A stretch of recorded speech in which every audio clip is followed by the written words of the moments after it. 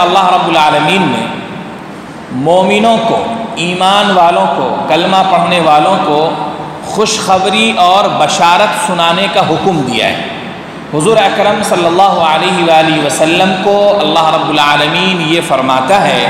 اے نبی علیہ الصلاۃ والسلام، آپ خوشخبری سنائیے، بشارت سنائیے ان لوگوں کو جو ایمان لا چکے ہیں اور ان لوگوں کو جو نیک اعمال کر رہے ہیں۔ عزیزان محترم،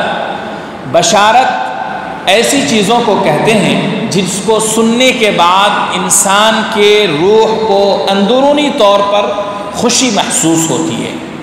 ہر وہ اچھی چیزیں، ہر وہ اچھی باتیں جس کو سن کر انسان کی طبیعت خوش ہو جایا کرتی ہے، انسان کی طبیعت میں فرحت و انبساط پیدا ہو جائے، ایسی تمام باتوں کو اور اس طرح کی تمام خبروں کو بشارت کہا جاتا ہے۔ چنانچہ نبی صلی اللہ علیہ وآلہ وسلم کو اللہ رب العالمین نے کہا، آپ ایمان والوں کو کہہ دیجئے، بشارت سنا دیجئے، اچھی باتیں بتا دیجئے۔ اس کے بعد اللہ رب العالمین نے ایمان کے ساتھ عمل کا تذکرہ فرمایا ہے کہ ایمان بھی لا چکے ہوں اور ساتھ ہی ساتھ انہوں نے نیک اعمال بھی کیے ہوں، تو آپ ایسے لوگوں کو خوشخبری سنا دیجئے۔ عزیزان محترم، ایمان قلب کے، دل سے اس کا تعلق ہوتا ہے۔ جب وہی قلب سے نکلا ہوا ایمان عمل اور جوارے سے ثابت ہو جائے، انسان عمل کرنے لگ جائے، یعنی زبان سے پھر وہ اقرار کرنے لگ جائے، تو پھر اس کو اسلام کہا جاتا ہے۔ اسی کو مفسرین نے یوں بھی کہا کہ اگر کوئی انسان دل سے اللہ پر یقین رکھتا ہو، زبان سے اس کا اقرار کرتا ہو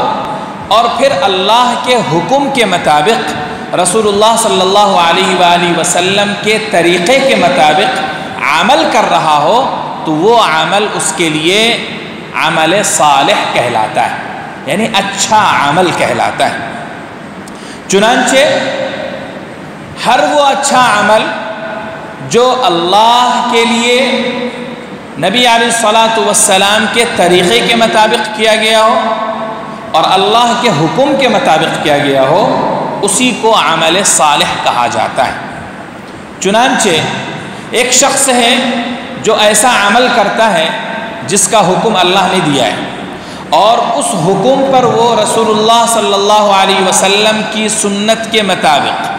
نبی علیہ الصلاۃ والسلام کے بتائے ہوئے طریقے کے مطابق عمل کرتا ہے اور ساتھ ہی اس عمل سے اس کا مقصد اللہ کو خوش کرنا ہے، راضی کرنا ہے،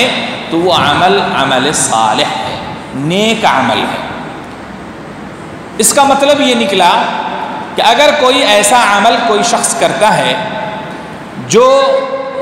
اللہ کا حکم نہیں ہے، رسول اللہ صلی اللہ علیہ وسلم کا طریقہ بھی نہیں ہے، اور پھر وہ اللہ کی رضا کے لیے کرے یا جس چیز کے لیے بھی کرے، تو وہ عمل عمل صالح نہیں کہلائے گا۔ تو یہ عمل صالح جس کا تعلق ایمان کے بعد عمل سے ہوتا ہے،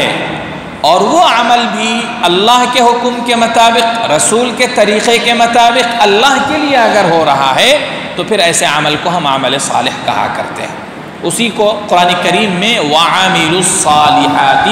سے اللہ رب العالمین نے تعبیر فرمایا۔ تو عزیزان محترم، یہاں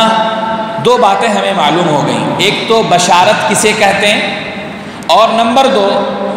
عمل صالح کسے کہتے ہیں۔